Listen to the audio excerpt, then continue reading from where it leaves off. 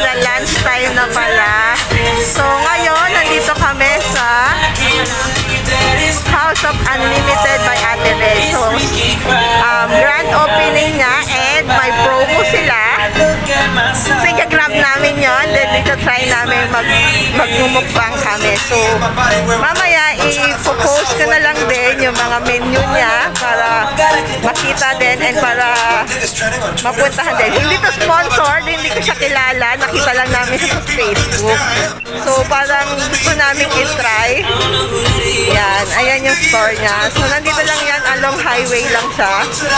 Along highway lang siya ng Muntinlupa. Katapat niya ay yung land bank. Yan. Katapat nga land bank. Yan. Ito try namin. So, mag-o-open sa public ng 12 p.m. Grand opening. So, may promo sila. Yung may unlimited sila na worth 3,358 lang per head. Yan. So, kasama ko yan. Yan. Kasama ko si Mama, si Jinjin, si Joanne, nandun pa, nagwi-withdraw. Yan. Try natin, 5 minutes na lang daw, pwede na kami pumasok. So, balikan namin kayo. Yan. Balikan namin kayo mamaya. Thank you.